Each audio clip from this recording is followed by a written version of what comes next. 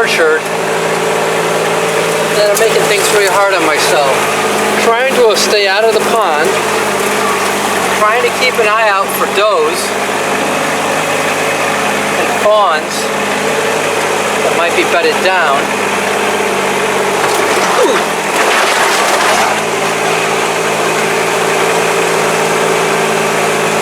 This is the back gate to the first orchard where so much died.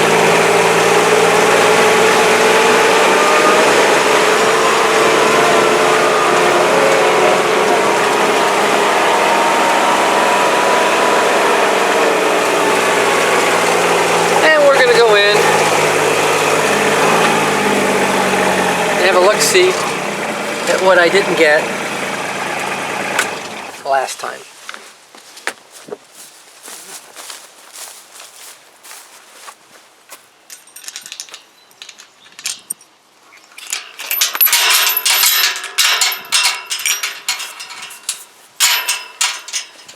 Okay, just for starters, that is Debonet, 2 rows, 50 trees. You'll see that they're raised.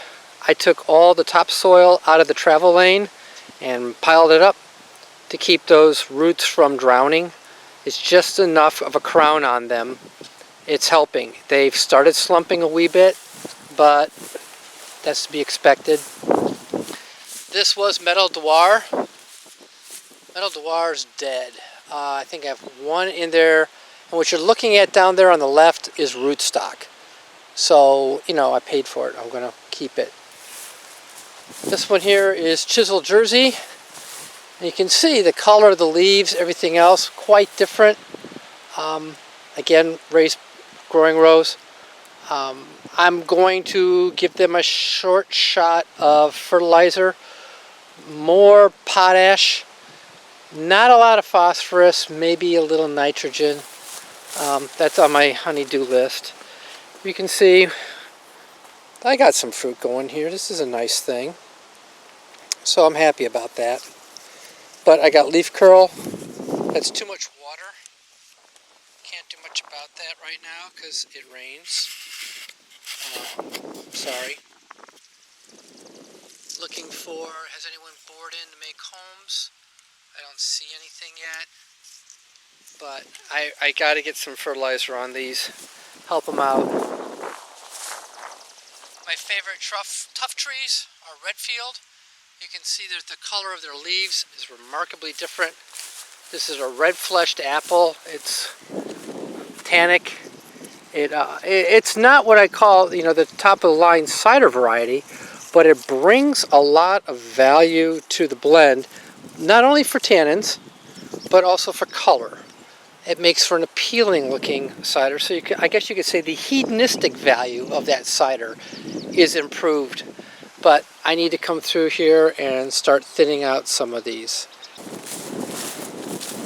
This was Golden Russet on Geneva 41. And like I said, like a row of firecrackers. They were down.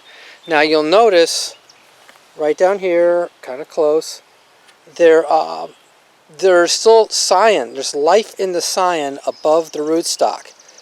So I cut them as quickly as I could to try and get a little motivation going here. So there's hope that I might recover some of these trees just by having stopped the infection short, kind of like gangrene and whatnot. Up here you can see one side's dead, one side's still alive, and I've got life on the bottom. So I'm going to use that life on the bottom. I'm going to give it a day or two and I may crop it back. Oh, there we go.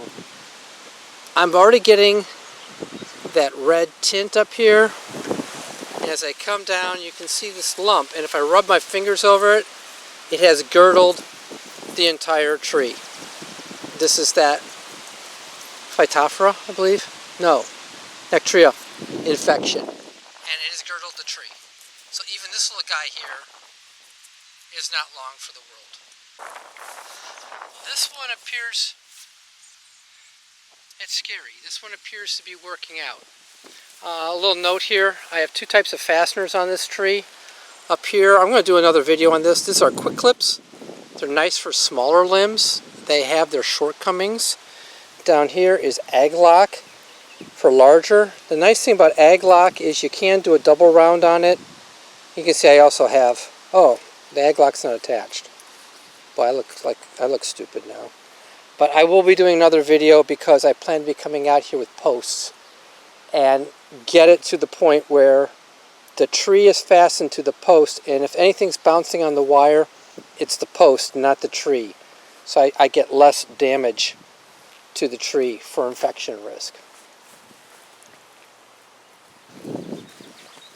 I'm looking at this orange color from a distance right here. I don't know what you can see, but it might be making it, it might not. Nope, nope, right in here, and it's girdled. You can see the, there you go. But no, this tree is not long for the world, so I need to cut back down quickly, down to here or below. You can see how it's cankering around this one. I need to cut back low to give these sections a chance. They may still have a chance. Bottom line is, you can look at them, they're all really thin. They're not doing well. I'm fighting the good fight. On the other side, we have Wixen crab. Wixen crab is an amazing creature. It's very bushy. On the Geneva 41 rootstock, it's turned out to be a bit more vigorous than I ever expected. Now I have to go past my swamp here. There's a spring in here.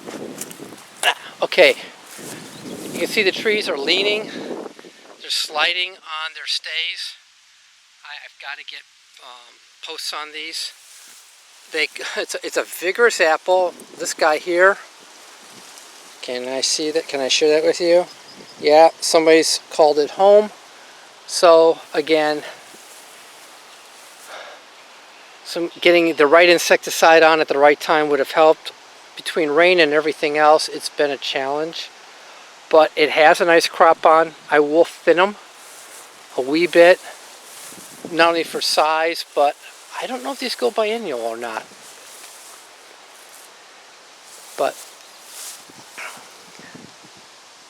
And I don't know if they self-pollinate or not, because boy, oh boy. Now, one thing, Wixen is one of the first to bloom. But they make a fairly, as a fully dwarfed tree, they get tall enough that we'll probably be harvesting out of the back of Murphy and using that as a mobile platform. So, walking along, I did prune out a few fire blight strikes in here the other day.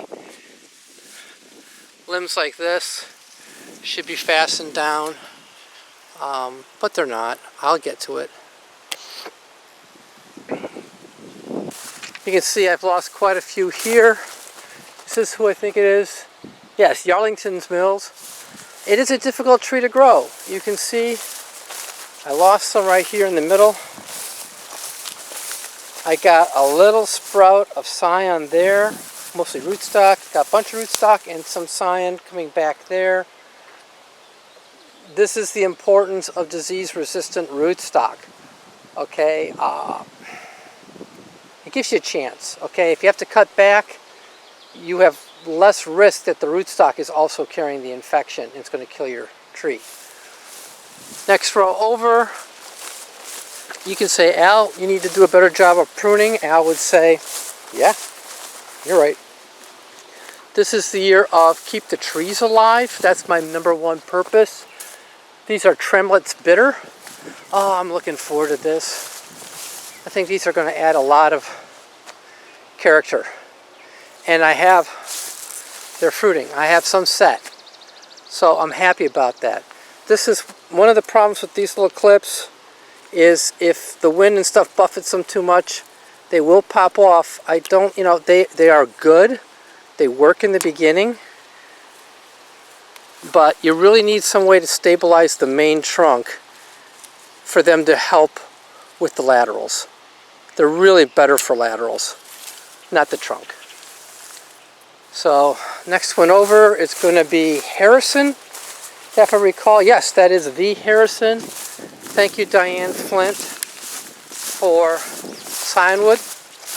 They seem to be doing okay. The thing with the Harrison is they seem to take their dear sweet time bearing.